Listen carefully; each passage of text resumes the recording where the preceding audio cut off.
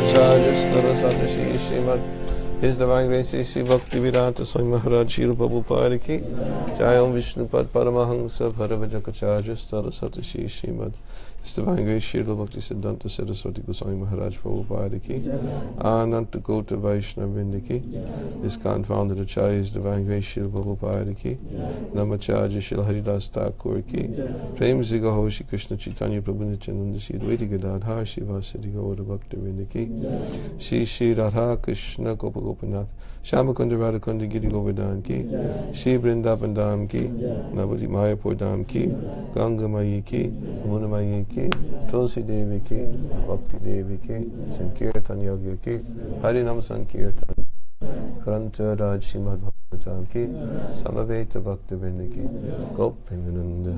Glorious to the assembled devotees, glorious to the assembled devotees, glorious to the assembled devotees, glorious to Shri Shri Guru Guru.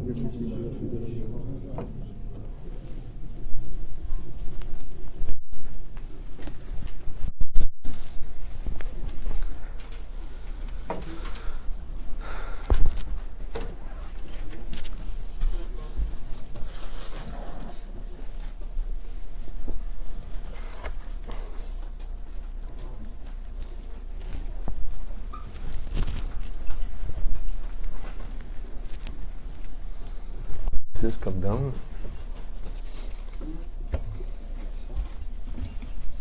Yeah, I think so.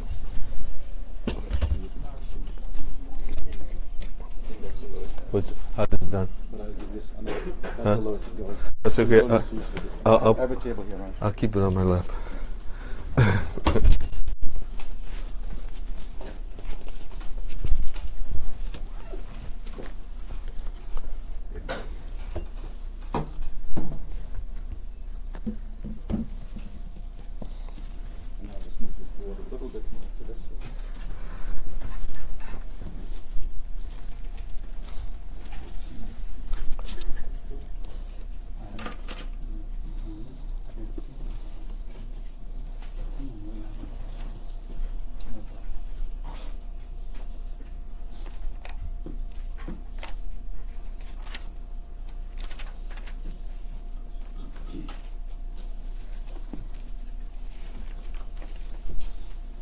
Om Namo Bhagavate Vasudevaya.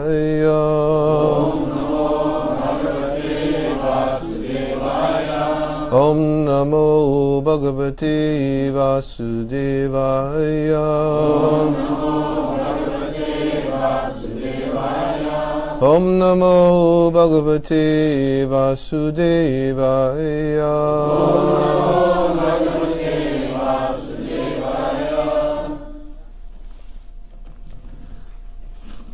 Before I begin reading, I just is this okay? Does it work like this if it's down here? Huh? Okay.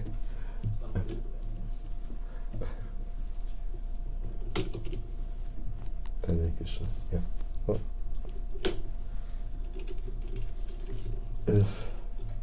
There's always mic stands like this in our temples.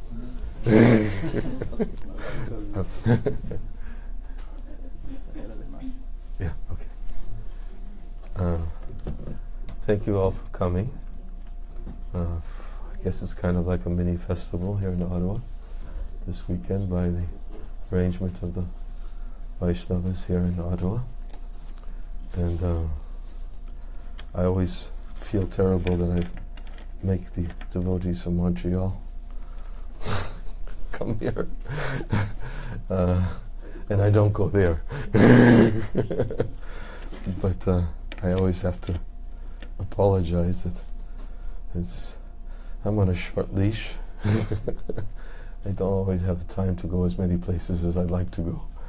So forgive me for making you drive here. But I'm grateful that you've come and given me your association. And I hope that your trip, and those who've come from Toronto also, our trip has been will be worthwhile, as I'm sure it will be.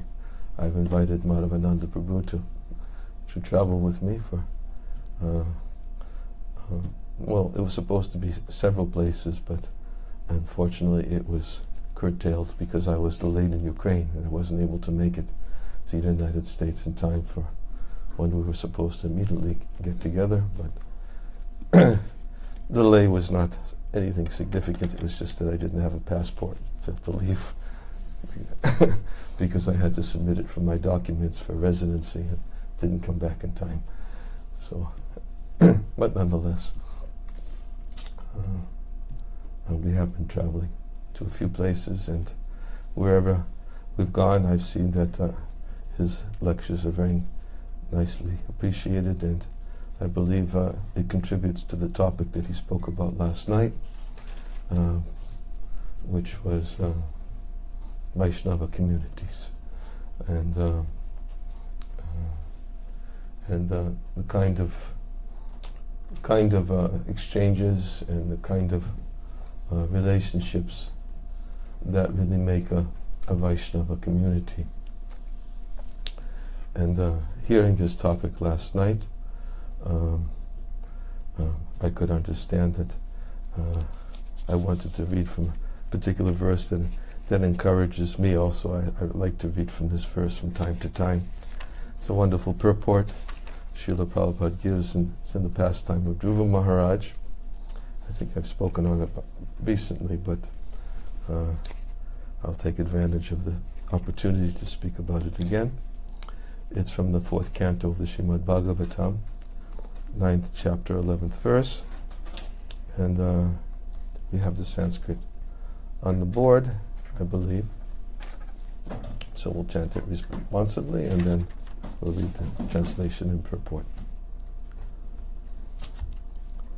Bhaktim Muhu Pravahatam Tvayi Me Prasango Bhuyad Ananta Mahatam Amalasayanam Yenanja Sobanam Uruvyasanam Vavabdam Nisye Bavad Guna Katamrita Pana Mataha Bhaktim Muhu Pravahatam Tvayime Prasango Viyadananta Mahatam Amalasayanam.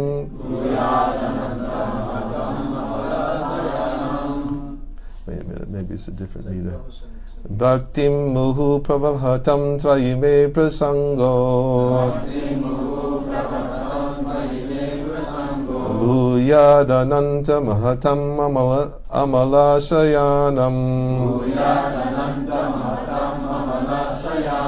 Yenanja Sobanam Uruvyasanam Bhavabdim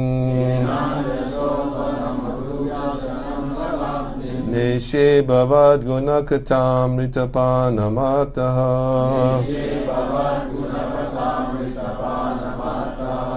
Bhaktim Muhu Pravahatam Tvayime Prasango Bhuyadananta Mahatam Amalasayanam Yena Jasobanam Uruvyasanam Bhavabdim Neshe Bhavad Gunakatam Ritapanamata Bhaktim Muhu Pravahatam Tvayime Prasango Bhuyadananta Mahatam Amalasayanam Yenanja Sobanam Uruvyasanam Bhavabdim Neshe Bhavad Gunakatam Ritapanamataha.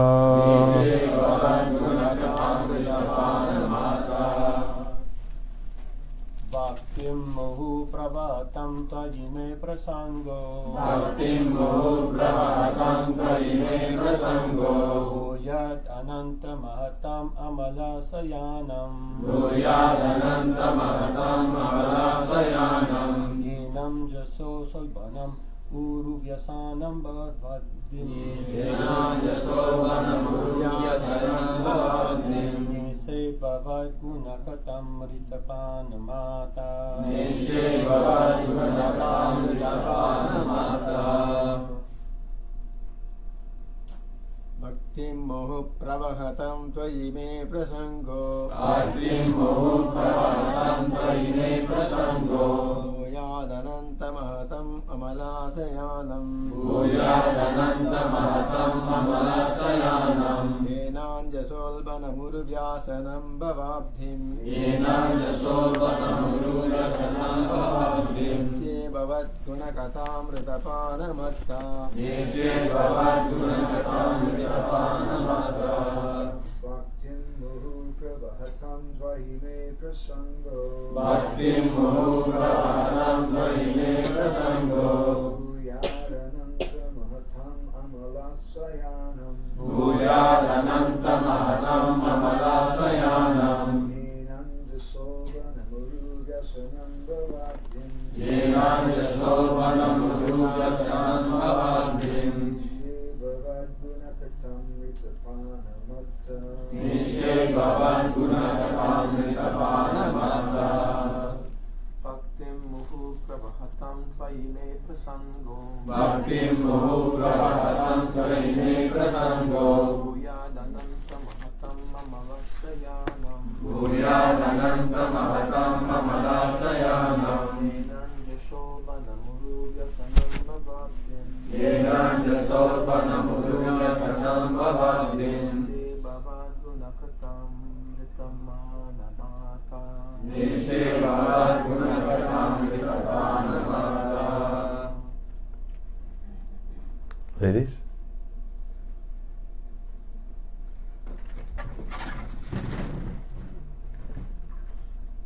Bhaktim muhu pravahatam tvayi me prasango. Bhaktim muhu pravahatam tvayi me prasango. Bhuyadananta mahatam amalasayanam. Bhuyadananta mahatam amalasayanam. Yenam jasolvanam uruvyasanam bhavabdhim. Yenam jasolvanamuru vyasanam bhavabdhim. Nisye bhagavat gunakatam ritapanamata. Nishe bhavad gunakatam ritapanamata. Bhaktim, Bhaktim, devotional service. devotional service. Muhu, Muhu, constantly. constantly. Pravahatam, Pravahatam, of those who perform. those who perform. Tvayi, Tvayi, unto you. unto you. Me, May, my. my. Prasanga, Prasanga, intimate association. intimate association. Bhuyat, Bhuyat, may it become. may it become. Ananta, Ananta, O unlimited. O unlimited. Mahatam, Mahatam, of the great devotees. of the great devotees. Amala Asayanam, Amalasayanam, whose hearts are freed from material contamination. whose hearts are free from material contamination. Yena, Yena, by which. by which. Anjasa, Anjasa, easily. easily. Ulbanam, Ulbanam, terrible. terrible. Uru, Uru, great. great. Vyasanam, Yasanam, full of dangers. full of dangers. Bhava Abdim, Bhavabdim, the ocean of material existence. the ocean of material existence. Neshe, Neshe, I shall cross. Bhavat, Bhavat, your. your. Guna, Guna, transcendental qualities. transcendental qualities. Kata, Kata, pastimes. pastimes. Amrita, Amrita, nectar. nectar. Eternal. Eternal. Pana, Pana, by drinking. by drinking. Mataha, Mataha, mad. mad. Translation. Dhruva Maharaj continued, O unlimited Lord, kindly bless me so that I may associate with great devotees who engage in your transcendental loving service constantly, as the waves of a river constantly flow. Such transcendental devotees are completely situated in an uncontaminated state of life. By the process of devotional service, I shall surely be able to cross the nascent ocean of material existence, which is filled with the waves of blazing fire-like dangers. It will be very easy for me, for I am becoming mad to hear about your transcendental qualities and pastimes which are eternally existent. Purport. The significant point in Dhruva Maharaj's statement is that he wanted the association of pure devotees. Transcendental devotional service cannot be complete and cannot be relishable without the association of devotees. You want to remove that? Yes, please. Sorry to disturb you. That's okay. Have a clear line of sight. Oop.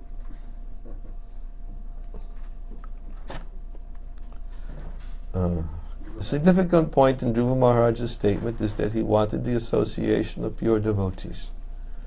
Transcendental devotional service cannot be complete and cannot be relishable without the association of the devotees. We have therefore established the International Society for Krishna Consciousness. Anyone who is trying to be aloof from this Krishna Consciousness Society and yet engage in Krishna Consciousness is living in a great hallucination, for this is not possible. From this statement by Dhruva Maharaj, it is clear that unless one is associated with devotees, his devotional service does not mature. It does not become distinct from material activities. The Lord says, Satam prasangam mama virya samvado bhavanti hritkana rasayana. Srimad Bhagavatam 3rd Canto, 25th chapter, 25th verse. Only in the association of pure devotees can the words of Lord Krishna be fully potent and relishable to the heart and ear. Dhruva Maharaj explicitly wanted the association of devotees. That association in devotional activities is just like the waves of an incessantly flowing river. In our Krishna Consciousness Society, we have full engagement 24 hours a day. Every moment of our time is always busily engaged in the service of the Lord. This is called the incessant flow of devotional service. A Mayavadi philosopher may question us. You may be very happy in the association of devotees, but what is your plan for crossing the ocean of material existence? Dhruva Maharaj's answer is that it is not very difficult. He clearly says that this ocean can be crossed very easily if one simply becomes mad to hear the glories of the Lord. Bhavat guna kata. For anyone who persistently engages in hearing the topics of the Lord from Srimad Bhagavad Gita, Srimad Bhagavatam, and Chaitanya Charitamrita, and who is actually addicted to this process, just as one becomes addicted to intoxicants, it is very easy to cross the nations of material existence. The ocean of material existence is compared to a blazing fire, but to a devotee, this blazing fire is insignificant because he is completely absorbed in devotional service. Although the material world is blazing fire, to a devotee it appears full of pleasure. Vishram Purna Sukhayate. The purport of this statement by Dhruva Maharaj is that devotional service in the association of devotees is the cause of the development of further devotional service. By devotional service only is one elevated to the transcendental planet, Goloka Vrindavan, and there also there is only devotional service, for the activities of devotional service, both in this world and in the spiritual world, are one and the same. Devotional service does not change. The example of a mango could be given here. If one gets an unripe mango, it is still a mango, and when it is ripe, it remains the same mango. but it has become more tasteful and relishable. Similarly, there is devotional service performed according to the direction of the spiritual master and the injunctions and regulative principles of Shastra, and there is devotional service in the spiritual world, rendered directly in association with the Supreme Personality of Godhead. But they are both the same. There is no change. The difference is that one stage is unripe and the other is ripe and more relishable. It is possible to mature in devotional service only in the association of devotees.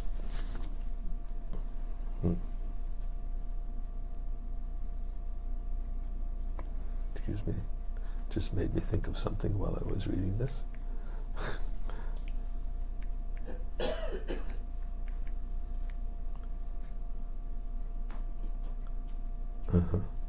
Okay. Om Jnana Timirandasya Niranjana Salakaya Chakshul Unmilitam Yena Tasmai Shri Gurave Namaha Mukam Karoti Vachalam Pangam Mangayate Garim Yat Kripa Tamaham Bande Shri Gurun Dinataranam Nama Om Vishnu Padaya Krishna Prestaya Bhutale Shri Mate Bhakti Vedanta Saman Iti Namane Namaste Saraswati Devi Gauravani Pracharane Nirvishesha Shanyavari Pastuchadi Satarane Jai Shri Krishna Chaitanya Prabhu Nityananda Sri Advaita Gadadhar Shiva Sri Gaura Bhakta Vrinda Hare Krishna Krishna Krishna Hare Hare Hare Rama Rama Rama Hare Hare.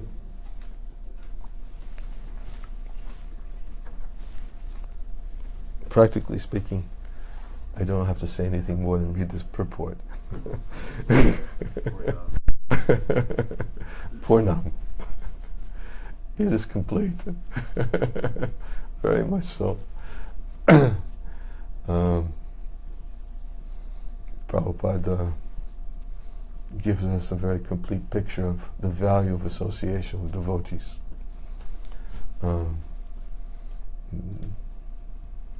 And I thought that, and it was the verse and the commentary by Srila Prabhupada is appropriate in light of the topics which have been discussed thus far, which I'm sure which will be discussed over the course of the next few days. That what is it that makes the association of devotees so valuable? And Prabhupada outlines that point here, that it makes the association of devotees so valuable is the opportunity to hear about Krishna in their association. And one of the reasons why I like reading this verse is because its context is something that's very important to understand. And the context is actually contained within a prayer that Dhruva Maharaj offered to the Supreme Lord when the Lord appeared to him after his execution of austerities, and when the Lord manifested himself and Dhruva Maharaj's meditation on the Lord from within the heart broke and he saw the Lord before him. The Lord spoke some words to Dhruva Maharaj, and it would be very good to put this verse within the context of the prayer that Dhruva Maharaj was offering to the Lord to give it a greater impact. So in an attempt to do so, I will try to review a little bit of the pastime of Dhruva Maharaj and bring us to the point of this prayer, which interestingly enough, when I studied the prayers of Dhruva Maharaj, and it was the only request Dhruva Maharaj made of the Lord when the Lord appeared before him. It's the only request that Dhruva asked for is, please, this verse. He said, bless me so that I may associate with great devotees who engage in your transcendental loving service constantly, as the waves of a river constantly flow. And so as we said, we're going to put this verse and the prayer within context and then try to explain what the significance is of or what the value is of having association of devotees, which would lead Dhruva Maharaj to get the darshan of the Lord. And then getting the darshan of the Lord, what does he ask for? He asks for association of devotees, which is an interesting point that also Vishwanath Chakravarti Thakur brings out in his commentary. He said that to this verse, he says that that by the association of devotees, one gets the opportunity to associate with the Lord. And by the association of the Lord, one gets the opportunity to associate with devotees. So, it seems to be that there's something very, very valuable in association with devotees if after getting the darshan of the Lord, you ask the Lord, give me the association of devotees. Something must be there. So, and in fact, there are many verses in the Bhagavatam which bring that principle to light. But first, let's go back and review what brings Dhruva Maharaj to this point of offering this prayer to the Lord. And as we know, it took place as a result of Dhruva Maharaj's association, or should I say, it wasn't really association, but it was the insult that his stepmother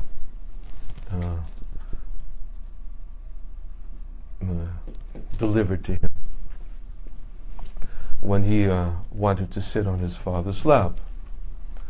In the palace, Dhruva Maharaj was attempted to sit on his father's lap, King Uttanapad, because his other brother, Uttama, was sitting on his lap, and therefore he also wanted to get that same opportunity. But when he attempted to do so, his stepmother, Suruchi, she forbid him to do so, and she declared that actually if you wish to sit on your father's lap, you should understand that you'll have to achieve a benediction, that if you go to the forest and seek out the Supreme Lord, and you're fortunate enough to get his association, then you should ask him for the opportunity to take birth in your next life in my womb. And if you take birth in my womb, then you can sit on your father's lap. And actually, she was envious. She was envious of Dhruva. She was envious of Suniti. And actually, King Uttanapad also had a specific favored a little bit more his wife, Suruchi, than he did Suniti. And because she spoke those words in his presence, and King Uttanapad didn't say anything, Dhruva was also a little bit disturbed by that as well. That not only have I been insulted by my stepmother, but my father hasn't defended me in any way, hasn't spoken up, and of course he was a little disturbed by the fact that Uttama was allowed to sit on his father's lap and he wasn't. So these were very prominent thoughts in his mind, and because he was thinking in that way, he left that place seething and disturbed in anger, and he went and approached his mother.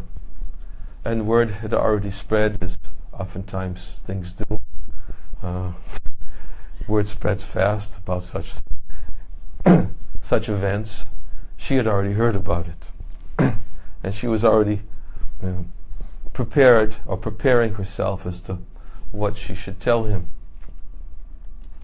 And when I use this example, forgive me for bringing up such a mundane example or analogy, but but it makes me think of modern times, that when such events like this happen, then people usually have their mobile phones and they post it on the internet.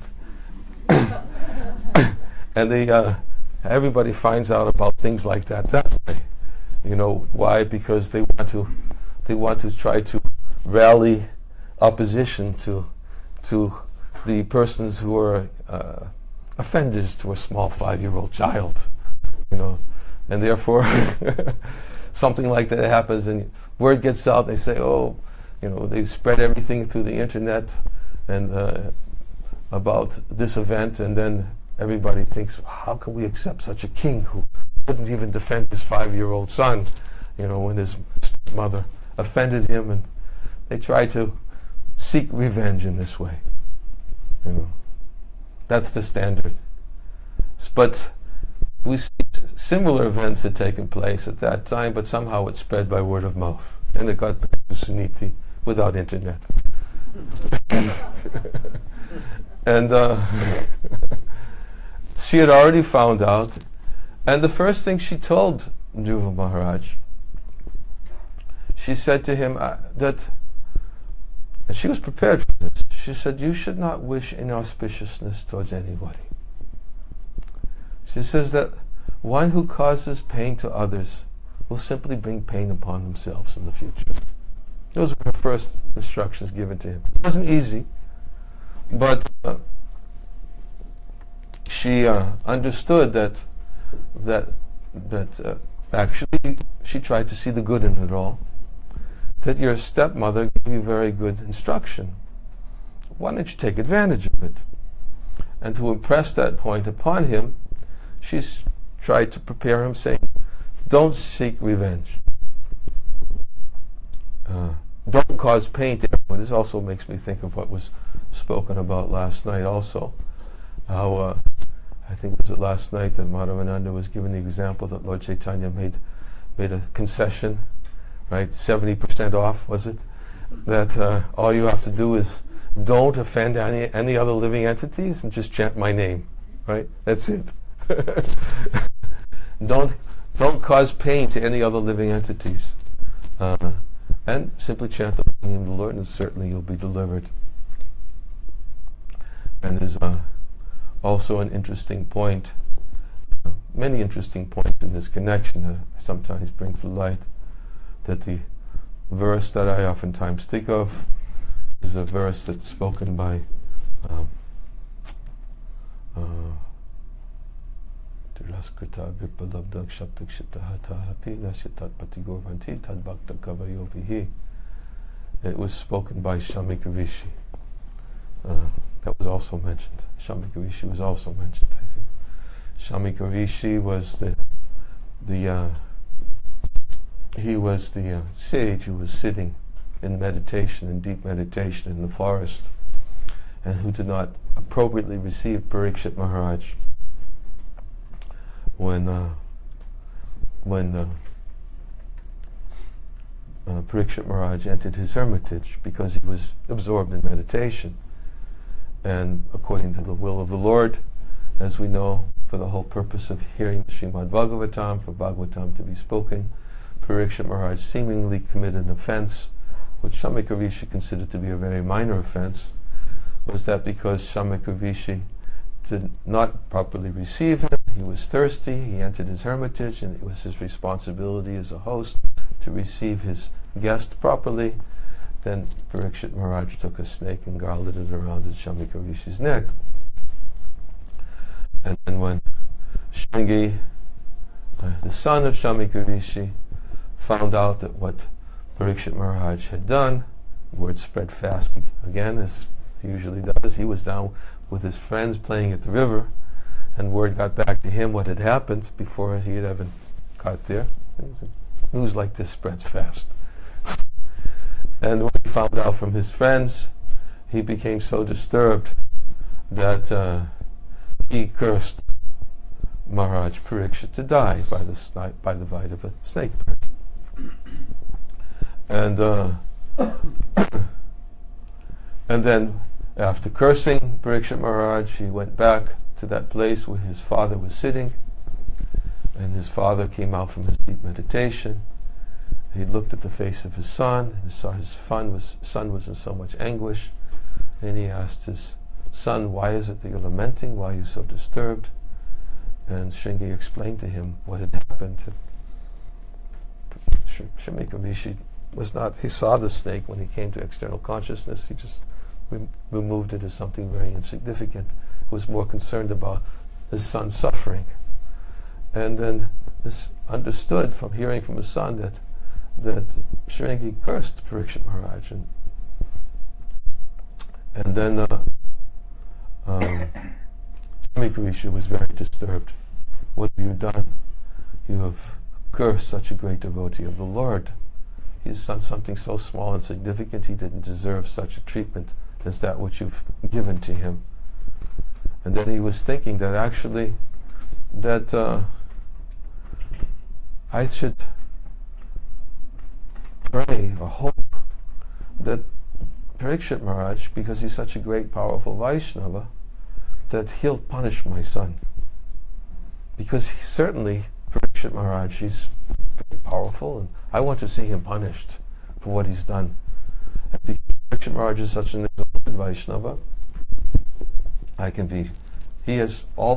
not only can he counteract the curse, but he can also, by his will, but he can also counteract by punishing my son.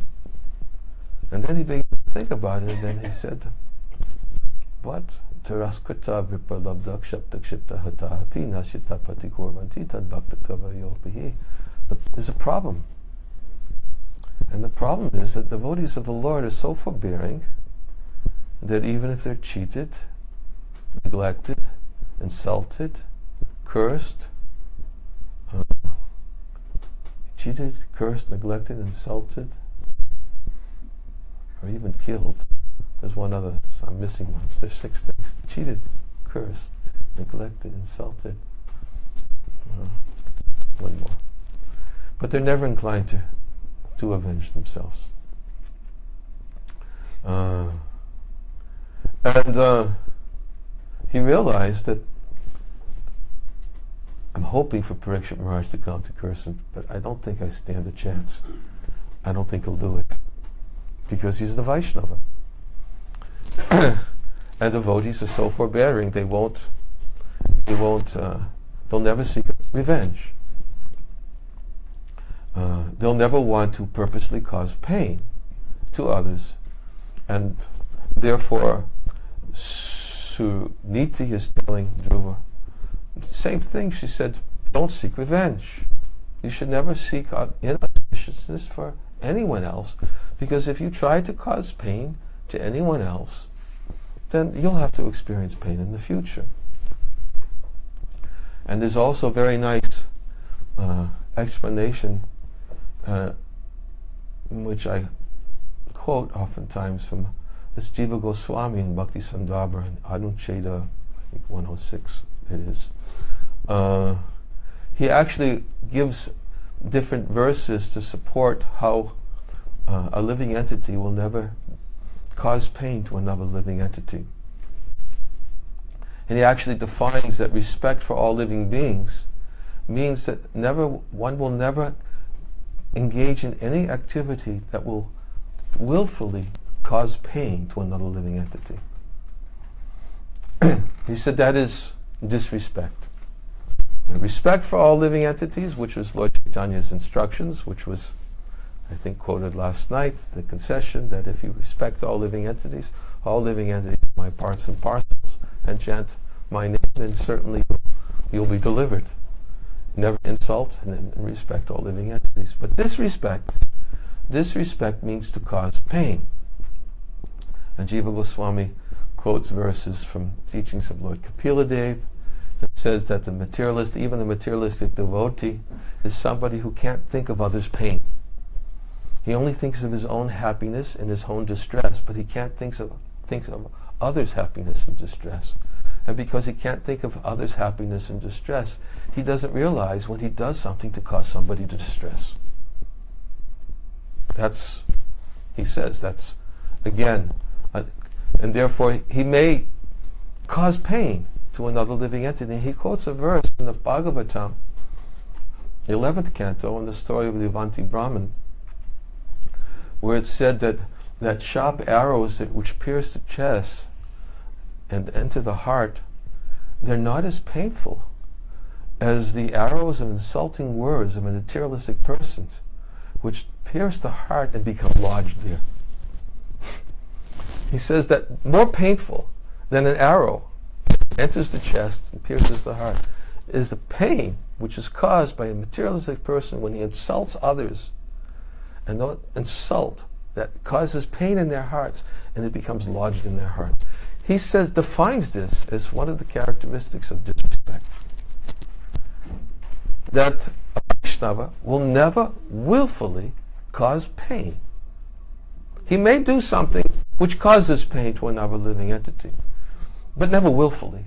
He'll never think, I want to do this because I know it's going to make him hurt. You know, Vaishnava doesn't do that. And if somebody does that, it means, as Lord Kapila Dev describes, it means that even as a materialistic, in fact, there's another verse, what is it? I think I have it here, that Jiva Goswami quotes in that connection. He says,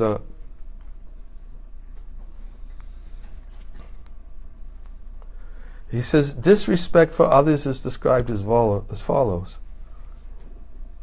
He says, if a person offers respect to me but is inimical to other beings, hating other bodies, not seeing others' suffering as equal to his own, his mind doesn't attain peace.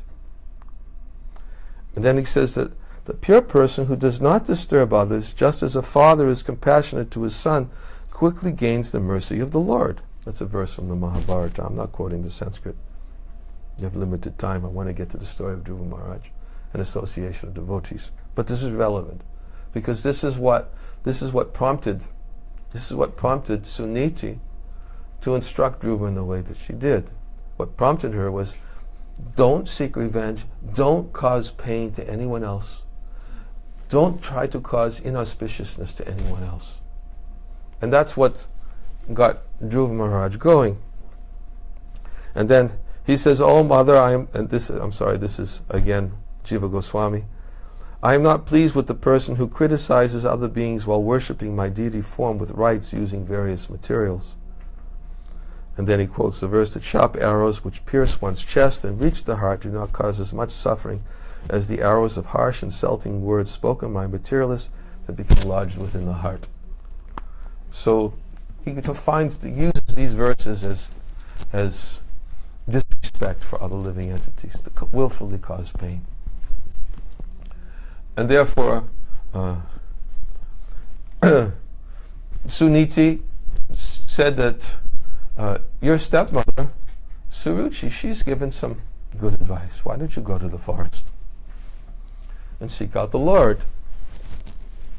And he can fulfill all your desires. What were his desires at that time? He had certain desires which will come out. They'll be revealed, especially when Narada-muni appears.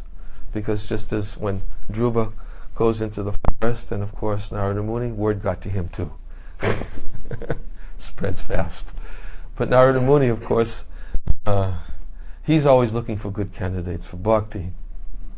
And wherever Narada goes, as described by Vyasadeva, is that he's good as the all-pervading Supreme Personality of Godhead, the super soul in the heart of all living beings, because wherever he goes, he knows how to treat the patient very well. In fact, Vyasadeva actually said, and probably gives an analogy, that Narada-muni is just like the Ayurvedic physician, and he can immediately feel the pulse and know exactly what medicine is required. And Narada-muni, he came to that place, and he knew what medicine was required for Dhruva Maharaj. But he tested Dhruva Maharaj first, and said to Dhruva, he said, Dhruva, you're just a young boy. You want to go to the forest and perform such severe austerities and penances? And don't you know that sometimes ascetics perform such austerities for lifetimes and still they don't even achieve the results, their desired results?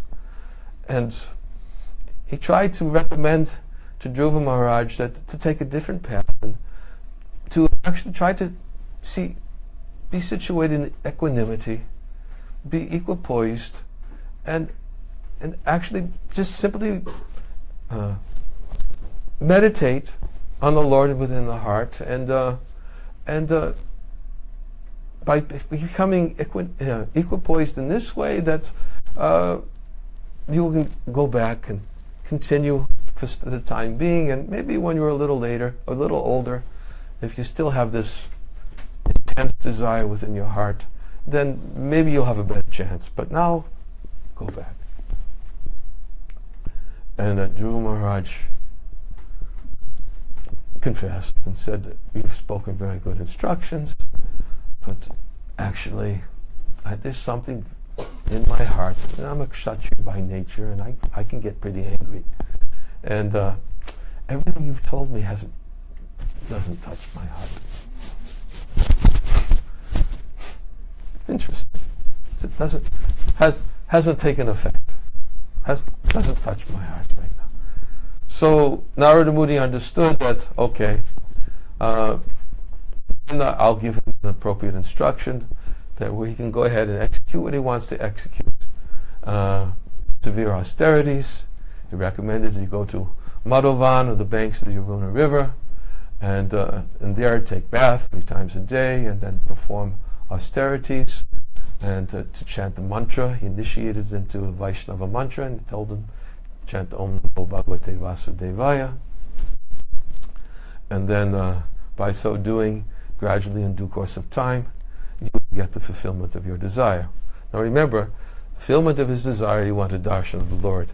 But he had other desires too, because he was already told by Narada Muni, give this up, but he couldn't give it up. And those other desires, which were like, what's the word I'm looking for? He was not more than preoccupied, huh? Obsessed. That was the word. Yes, obsessed. He was literally obsessed. He was obsessed with anger, and he wanted revenge. But he was told, you got to go to the Lord. So Dhruva Maharaj then went to the banks of Yamuna in Madhavan. I can't remember the austerities he performed. I think every 3 days he began eating fruits and berries, and then after doing that for a whole month, every 6 days he began eating dried leaves. After 2 months, and again performing his austerities and taking bath, and then in the 3rd month, I think he started Only drinking water every 9 days. Yes, and then after that, after every 12 days, he was regulating his breathing in the 4th month or something like that, and then all he took was his breath, and then he became so powerful that in the 5th month or something like that, that he created such a disturbance throughout the universe that the demigods were feeling suffocated by his austerities. And they went before the Lord, and as they oftentimes do when they're in difficult situation, they look to the Lord to help them to deal with it, and the Lord assured them, it's okay, I'll deal with this.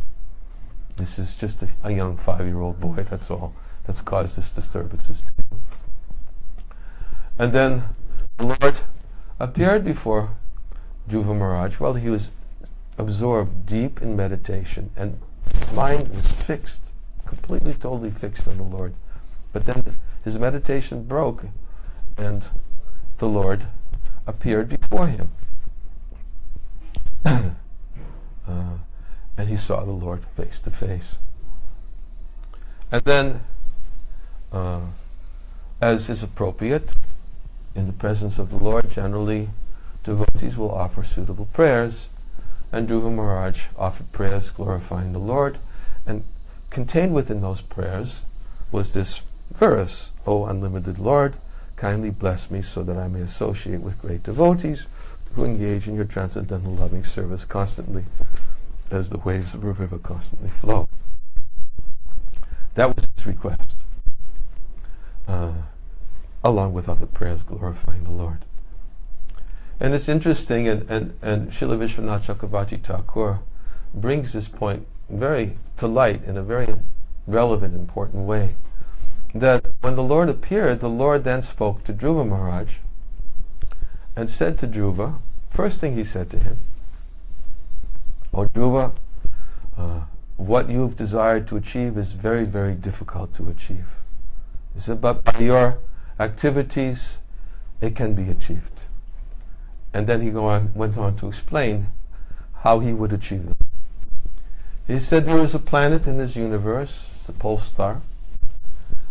You will get a kingdom, because one of the things that Dhruva Maharaj wanted, he wanted a kingdom that would surpass his father. He wanted a kingdom that would surpass his grandfather, and even his great-grandfather, who was Lord Brahma. His grandfather was Swayambhuva Manu, his great-grandfather was Lord Brahma, his father was King Uttanapad, and he wanted a kingdom that was even better. So the first thing the Lord assured him is that you'll get the opportunity to reside in this planet, the pole star, which is even greater than the Lord Brahma's planet, because this planet is not destroyed at the time of dissolution. And then, after explaining that, then he tells them about his brother, Uttama. He says he's going to go to the forest and he will be killed. And your stepmother, Suruchi, out of anguish, she'll enter into the forest looking for him. She'll be devoured by a forest fire. And then I think the Lord also explained that you will continue to, when your father, Uttanapad, leaves his kingdom, he will give it to you. You will reign the kingdom for 36,000 years. You'll get your father's kingdom also. But you won't forget me. You'll always be absorbed in thoughts of me, and after 36,000 years, by performing great austerities and by performing great sacrifices, by meditating upon me, then you'll go back, you'll return to this pole star. And the Lord said all of this to him, and then the Lord left. And then Maitreya, who was speaking to Vidura was a little bewildered, because then Maitreya, goes on to explain that after the Lord left, Dhruva Maharaj was lamenting. He was really lamenting. And Vidura couldn't understand. Why is he lamenting? He just got everything he wanted. And he was asked specifically for clarification. Why is Dhruva Maharaj lamenting? He wanted revenge. The Lord came and assured him, you'll get your father's kingdom, you'll get a kingdom better than your grandfather's, your great-grandfather's. You wanted revenge to your father, you'll get his kingdom, you get a better kingdom. You wanted revenge to your stepbrother, he'll be killed. You wanted revenge to your stepmother, she'll be devoured by a forest fire. And then everything he wanted was fulfilled. But then when the Lord left, why was Dhruva Maharaj lamenting? He was lamenting because he didn't say anything about what I just asked him for. I asked him for association of devotees, but he mentioned nothing about it. All he talked about was my previous desires. Those petty, insignificant desires. I had the opportunity, and in fact he began lamenting, and then in the next 6 verses after that, he begins to describe himself as like, he says, I'm like a physician coming to treat a dead, he says, I'm like a dead body who has a physician come and treat it. What is the value of a dead body being treated by the physician? I had an opportunity to get the fulfillment of the most important desire by the Lord. And I came to him and all he remembered were my previous desires, and mentioned nothing about my desire to associate with devotees. And therefore, Vishwanath Chakravarti Thakur explains that because Dhruva Maharaj had these desires within his heart, and Prabhupada also brings out in the purport, in one of the purports in the future verse in this chapter, he says that one should be very careful to not go to the Lord for the fulfillment of material desires, because if he does, he'll have to lament just like Dhruva Maharaj did. Of course, we know Akama Sava Kama Va Moksha Kama Udara Diti Reina Bhakti Vina Yajita Purusha Param. That when one has material desires, no material desires, desires of liberation, a person whose broader intelligence must by all means worship the Supreme Lord. But Dhruva Maharaj was now lamenting. He was lamenting because he considered that these previous desires to be very insignificant, and now that he had the opportunity to get the association, the darshan of the Lord, he prayed for the association of the devotees of the Lord, and the Lord had already left and mentioned nothing whatsoever about how he was going to get association with devotees. So therefore, he was very, very angry with himself for having had such desires in the past and having approached the Lord with such useless, petty desires. And again, the point about associating with devotees, I guess this is an important point that needs to be brought to light. And we said, as we said, that we see oftentimes in similar situations where devotees have an opportunity to come before the Supreme Lord, and then they get an opportunity to ask for benedictions, and the devotees don't ask for anything except for association with devotees. And one of my favorite prayers in the Chaitanya Bhagavat is the prayer of Haridas Thakur. When he was standing before the Lord during his Mahaprakash Leela, and when Lord Chaitanya was giving out benedictions to all of his devotees, as we know, the Lord was revealing to all of his devotees how he had previously reciprocated with them before he had actually even appeared on this world. And he was calling each devotee one by one and revealing. He said to Haridas Thakur, he said, "Oh Haridas," he said, "you are such a great exalted devotee. Although you were born in a family of Muslims," he says that it does not make any difference. You are the most exalted Vaishnava. You are always absorbed in thoughts of me. You are always remembering me. And because you are so compassionate upon those, you had that same feeling that those who are causing you pain, you couldn't even think of their pain. When you were being beaten in 22 marketplaces, I came down to punish those persons who were causing you pain. But I couldn't do it because you were only thinking of their welfare. I was restrained by your desire. I wanted to come with my chakra and cut off their head. But you wanted not to cause them pain. You wanted their deliverance. What could I do? But I didn't want you to feel pain. So I took all those beatings myself.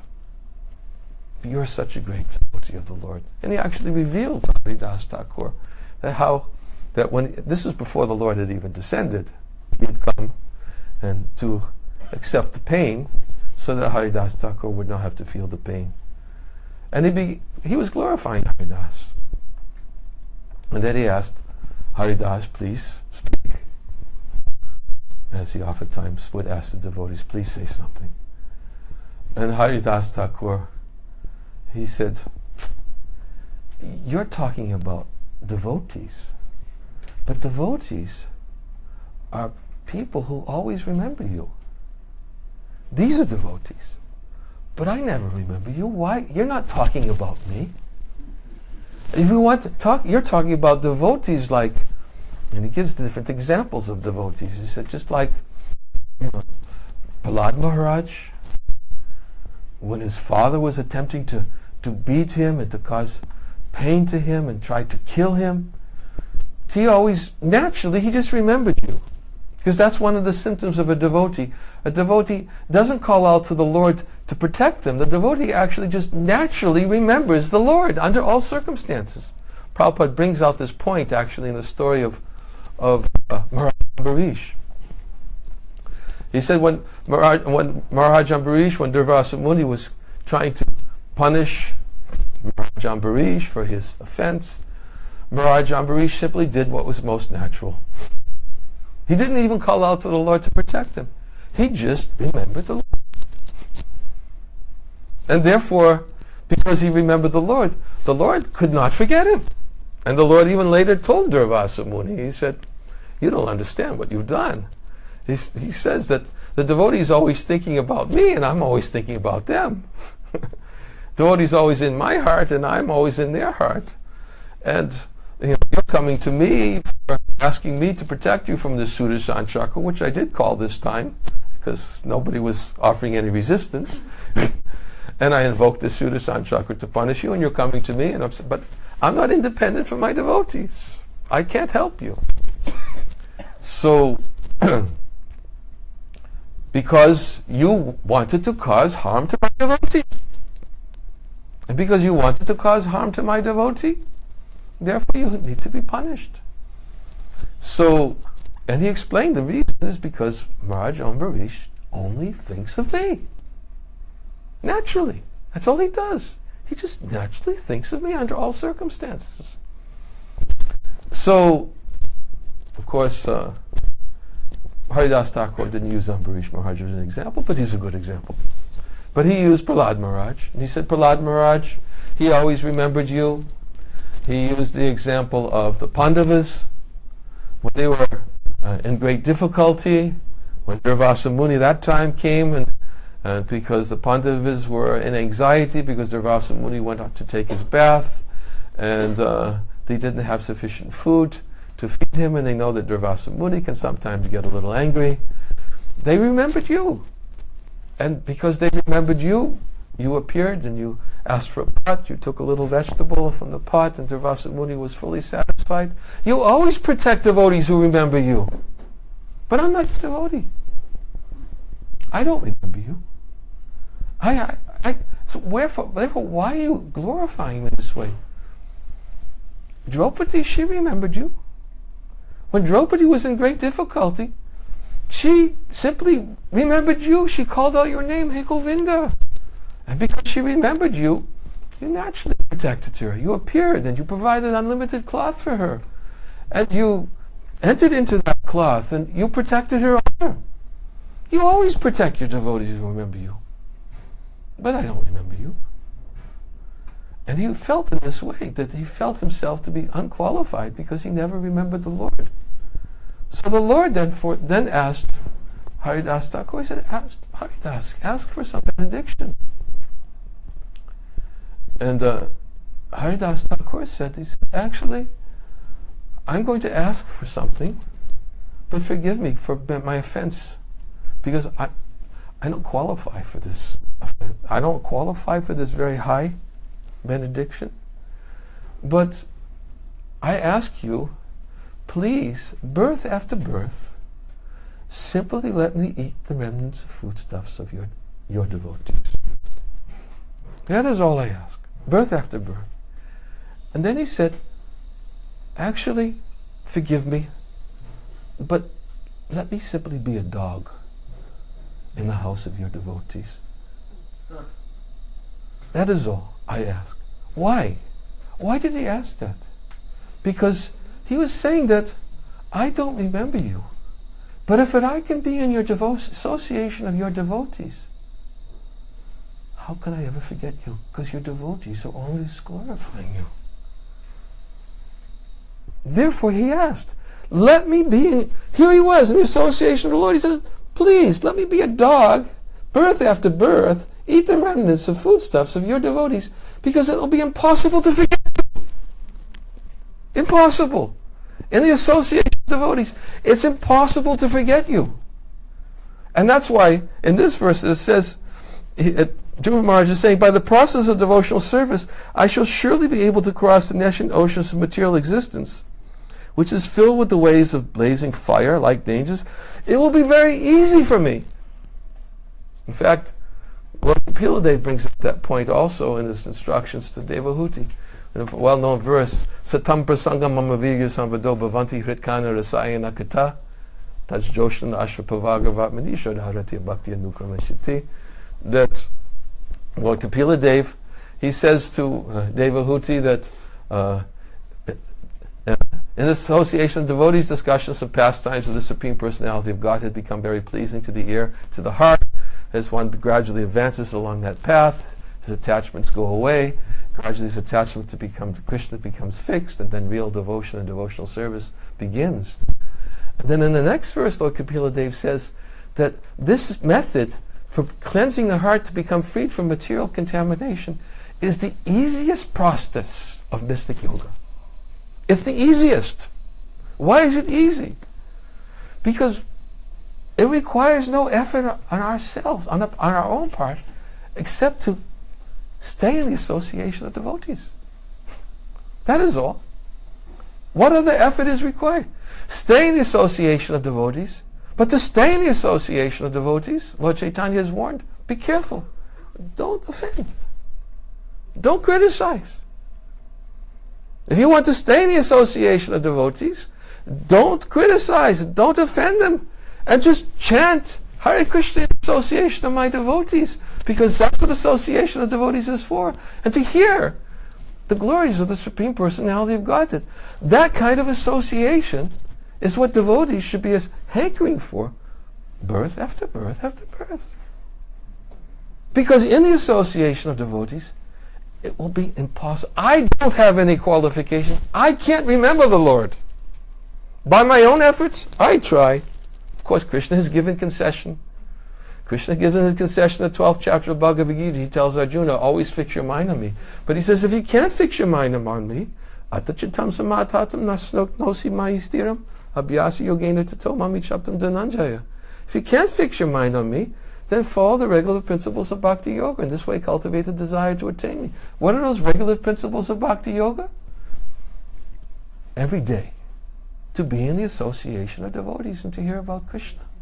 One must regulate his life every day so that he gets the opportunity to hear about Krishna. Smartavya satatam vishnu vismartavyo najatu chit savaviri visedasyo etyo eva kinkura. Krishna must always be remembered. He must never be forgotten. All the rules and prohibitions given in the scriptures must be subservient to these two principles. And therefore, this verse is explained, I think it was Vishwanath Chakravarti Thakur in his commentary on this verse, he explains that the word generally satatam means always. He says, but in this verse, satatam has a different meaning. Because those who always remember the Lord, then they don't have to think about or worry about forgetting Him. And those who always are engaged in Krishna service, they don't have to worry about the nishedas. The vidhis are those positive activities, which is meant for remembering the Lord, and therefore they don't have to worry about the prohibited activities because they're always positively engaged. Therefore, he says the word satatam in this verse, which generally means always, in this particular verse it means every day. Every day. This is what association of devotees is meant for, is to every day be in association of devotees and to somehow or other be reminded about Krishna. This is Vaishnava community. This is Gita Nagari. These are the places that Srila Prabhupada established all over the world. In the 7th canto of the Bhagavatam, Prabhupada very clearly explains when Yudhishthira Maharaj asked Narada-muni, he said, I'm Grihastha, you're Brahmachari, I'm Grihamudhadi, I'm ignorant about the actual goal of life. Can you please instruct me in such a way from the scriptures so that I actually can fulfill the ultimate goal of life? Then Narada-muni told Yudhishthira Maharaj that actually that simply one has to engage in an honest means of livelihood and offer the fruits of one's activities for the satisfaction of the Supreme Personality of Godhead. And then to know how to offer the fruits of one's activities, one should associate with advanced devotees and hear from them the pastimes of the Supreme Personality of Godhead. And by gradually hearing the pastimes of the Supreme Lord as given in Srimad Bhagavatam, then gradually one will awaken from his attachments to the material world, just as a person will gradually awaken from a dream. That was Narada's instructions to Yudhishthira Maharaj. And Prabhupada explains in the commentary to that verse, we have established the temples of the Krishna Consciousness Society all over the world as a place where everyone can go to hear about the Lord. This is the purpose of the temple. And he explains in this verse, it's in the 7th canto, 14th chapter, I think it's the 3rd verse. Can I have 7th canto? I just want to read it. Because Prabhupada also says here, he says in today's verse he says, we have established the International Society for Krishna Consciousness. Anyone who's trying to be aloof from this Krishna Consciousness Society and yet engaged in Krishna Consciousness is living in a great hallucination, for this is not possible. Pretty strong words. Of course, somebody may offer some words to challenge, but Prabhupada says here in this 7th canto, 14th chapter,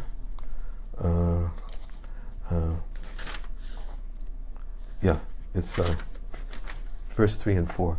Srinvam Bhagavato Bhikshnam Avatara Katamritam Shradadhano Yata Kalam Upashanta Janavrita. Grahastha must associate again and again with saintly persons, and with great respect he must hear the nectar of the activities of the Supreme Lord in his incarnations, as these activities are described in the Srimad Bhagavatam and other Puranas. Thus one should gradually become detached from affection for his wife and children, exactly like a man awakening from a dream. And Prabhupada says in the commentary,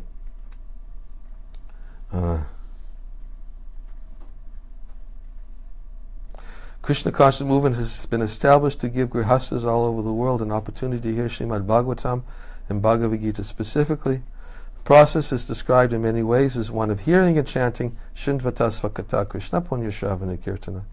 Everyone, especially the grihastas who are mudhadi, ignorant about the goal of life, should be given opportunities to hear about Krishna.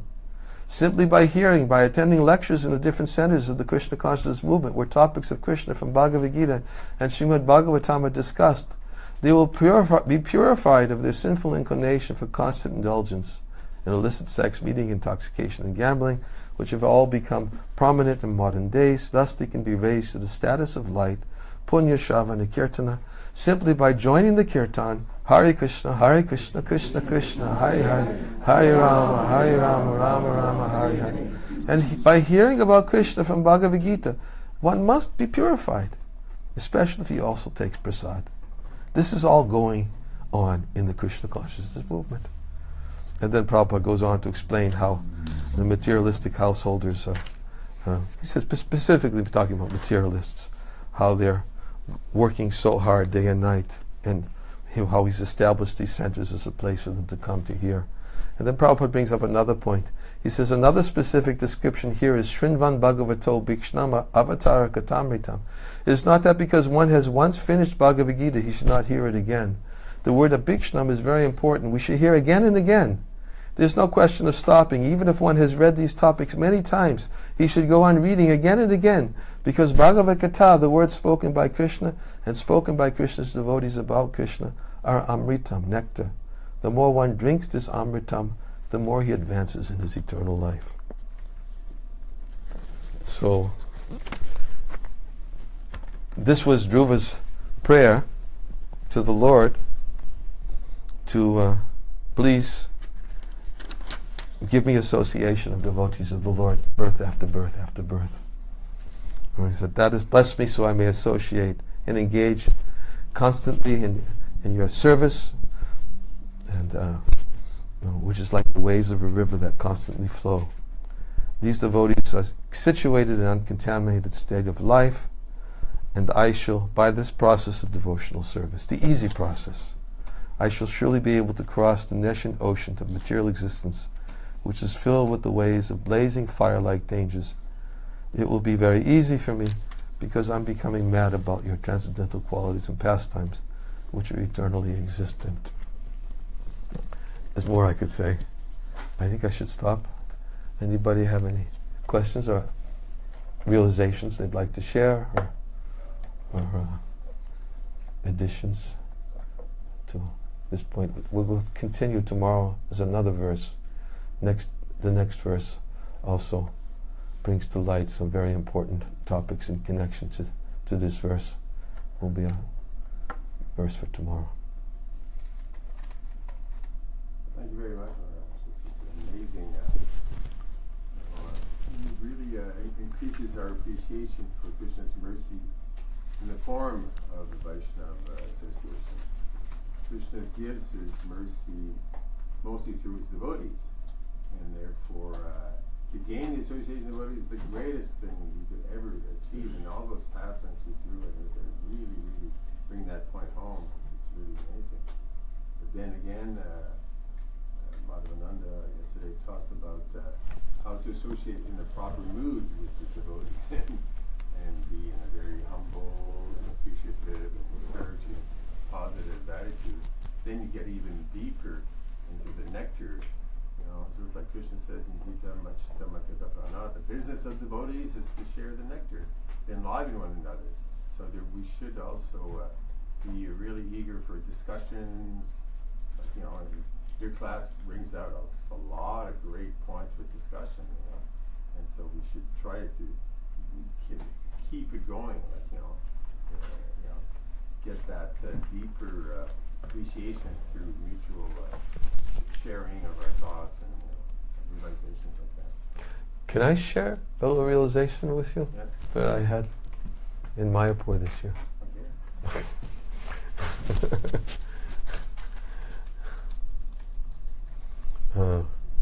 I posted it on the internet, one of my blogs. I was at the GPC meetings in Mayapur, and I had to.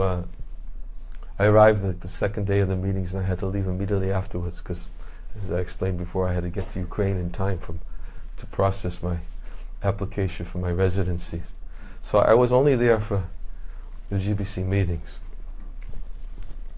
And when I arrived in Ukraine after the GPC meetings, devotees sometimes are eager to hear, some of my realizations from Mayapur, and and of course sometimes they're eager to hear like what's being talked about in Mayapur, especially in GPC meetings. But I shared some realizations that I had from the GBC meetings, and my realization was that I don't want to make the GBC meetings look bad. Forgive me. Actually, right now we're really discussing a lot of things about the future, and we're really not talking about a crisis issue. We're talking about planning for the future, and a lot of the topics are very, very good, relevant topics. But there's still sometimes this challenges in discussing these topics. So I was sitting in the GBC meetings one day, and the chairman in the morning session said, this afternoon, because we're there a good portion of the day, the chairman said, unexpectedly, he said, we don't have to meet this afternoon. Everyone can go back to whatever you want. So I was thinking, wow, I can have to know that to go to the meetings. And then as soon as I got back, I got a Skype message from Shiva Maharaj that said, hey Maharaj, we don't have to meet this afternoon. You want to reach Chaitanya Charitamrita together. And then I said, sure. I said, I'm sure Devamrita Maharaj would like to come too. So he said, all right, you contact Devamrita Maharaj. And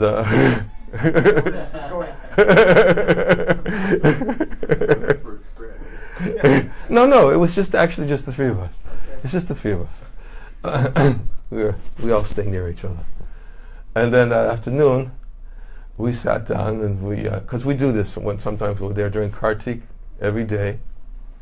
We get together for at least a couple of hours and we read Chaitanya Charitamrita together and we discuss. It's addictive. It's totally addictive. But we didn't have any opportunity for that because we're having meetings every day. So we got this unexpected gift, I called it. An unexpected news. I had the afternoon off. And immediately, I was contacted, let's read Chaitanya Charitamrita. And then so we spent the afternoon, a couple of hours reading Chaitanya Charitamrita, and the next day back to the meetings.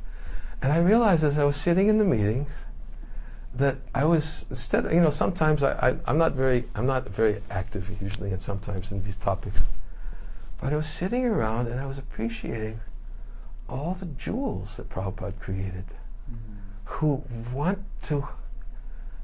have a sincere desire to continue his mission, and who sometimes are willing to stand up and to argue and to stand for things that they really believe in. But I always see that generally that there's always there's a spirit of cooperation on these topics, and I was beginning to appreciate all the qualities of. And it was just from one session of reading Chaitanya Charitamrita with my godbrothers that all these things were starting to come to light, and I started to think, well, this is really nectar, that reading, hearing in the association of devotees. And then after the GBC meetings, I got back to Kiev. I have a godbrother who lives there in Kiev nearby. I called him up. I said, can we get together every day? We started Srimad Bhagavatam every day together before lunch. He usually comes for lunch. And maybe right now, Ladvamsi Prabhu. He's lived in Kiev for the last 12 years. And just sitting and reading together. Just sitting and reading together. And then discussing. This is what Prabhupada wanted. This is how he wanted us to use our time. This is how he wanted us to use our time. It's not very difficult. And it doesn't require that, that formal Srimad Bhagavatam is there. It's an opportunity to hear. But for those who actually have a desire, if they just use the time to sit and to read from Prabhupada's books together and churn, there's so much nectar to be had. And your whole perspective on Vaishnava Sangha really, really changes. Who else can I sit and read and relish these topics with? Who else? That's what association of devotees is for. That's the way to get out from the influence of the material. That's the way to cross over the ocean of material existence. And it's the easiest process. It's the easiest. Why make it difficult? Bhaktivinoda Thakur brings this point also out in Bhakti Loka, how this is the easiest process. He uses Haridas Thakur as an example. He says the easiest process is to simply accept the easy path which is set by our previous acharyas. That's all. Don't invent, don't concoct, don't try to create anything new. And he used Haridas Thakur as the person who set the easiest path. What was the easiest path? He had compassion towards others. He was determined to always chant Hare Krishna, and he had great determination. He said, that's the easy path. Follow that path set by the previous acharyas, and you don't have to introduce anything new. That is the path. Have determination to hear in the association of devotees, and be compassionate upon others by not causing any other living entities pain. It's the path set by our previous acharyas. And he makes that point. There's a verse, Samrigya, you know that verse, something like that? Madhavananda, Samrigya, something about the easiest path to accept is the path which is set by the previous acharyas. And then, this is the way to cross the ocean of material existence. Don't make it complicated. So, this is what Prabhupada has given. This is what Lord Chaitanya has given. This is the method. Yes. I make it sound too easy, right? You have to wonder if it's simple. The GBCs every year meet for 2 weeks, and they meet twice a year. So there has to be, and we're supposed to be the society that's simple, with just reading and chanting. But obviously there's a disconnect, because why do they have to meet on all these issues for 2 weeks, a month, a year? And plus, there's all these other bodies and issues. One of the things that's really, really weighing heavily, I see it more and more, is that we're not going to be around much longer. It's really on everyone's mind. We're not going to be around much longer.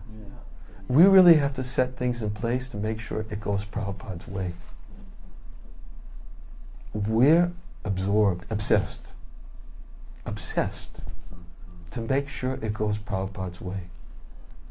And if devotees will come and hear what we're talking about, because that's what they do every other year, they create forums for devotees to come to get exposed to the topics that we're really trying to absorb ourselves in. Future. We're not spending much time on these. We're really not. We're trying to make sure that things go Prabhupada's way, and it's not easy. And that's a major discussion. A major discussion. How to preserve Prabhupada's way of continuing this movement. Could you give an example, something? Well, future of gurus, how will gurus and how our temples are going to be being maintained, how the management of the society, leadership of the society. It's what will be the, not to introduce too many other things that Prabhupada didn't introduce, keeping Prabhupada's books at the center. I mean, there was a long discussion about this point. That's why I'm speaking about it. It's a very long discussion about keeping Prabhupada's books as the basis for much chitta makata prana bodhiyakta parasparam. Very, very important. We can introduce and mention any other things from the previous acharyas. These are all reliable. Prabhupada told us we should hear from the previous acharyas. But it should all be based on Prabhupada's teachings. This is also very important. And these are topics which we're actually churning. And sometimes it's actually pretty relishable. Because we're churning. We're churning. And it's not that we're sitting there spending hours and hours every day on issues. There are issues. There will always be issues. And there's a wonderful verse about issues. It's Prabhupada's commentary. Please help me, Krishna, to find this verse. It's in the 5th canto. I'll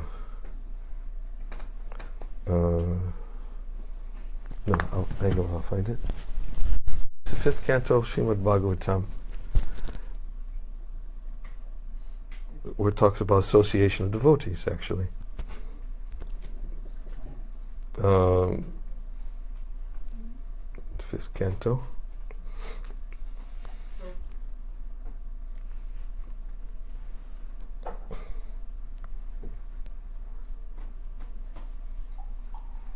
I found it.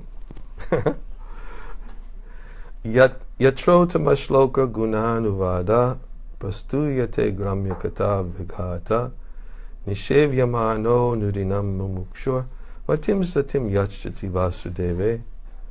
Who are the pure devotees mentioned here? In an assembly of pure devotees, there is no question discussing material subjects like politics and sociology. In an assembly of pure devotees, there is discussion only of the qualities, forms, and pastimes of the Supreme Personality of Godhead. He is praised and worshipped with full attention. The association of pure devotees, by constantly hearing such topics respectfully, even a person who wants to merge into the existence of the Absolute Truth, abandons this idea and gradually becomes attached to the service of Vasudeva. Purport, Prabhupada says, the symptoms of pure devotees are described in this verse. Pure devotees never interested in material topics.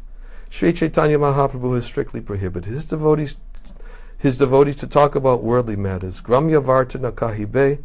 One should not indulge in talking unnecessarily about news of the material world. One should not waste time in this way. This is a very important feature in the life of a devotee. A devotee has no other ambition than to serve Krishna, the Supreme Personality of Godhead. This Krishna consciousness movement was started to engage people 24 hours daily in the service of the Lord and in His glorification. The students in this institution engaged in the cultivation of Krishna consciousness from 5 in the morning to 10 at night. They actually have no opportunity to waste their time unnecessarily by discussing politics, sociology, and current events. These will go their own way. They'll go on. A devotee is concerned only with serving Krishna positively and seriously. They'll go on. They'll go on. They'll go their way. We're not going to solve all the problems, by discussing all these things and absorbing ourselves. But if we avoid of how to keep Krishna consciousness at the center and the devotees hearing and chanting about Krishna from Srila Prabhupada's books at the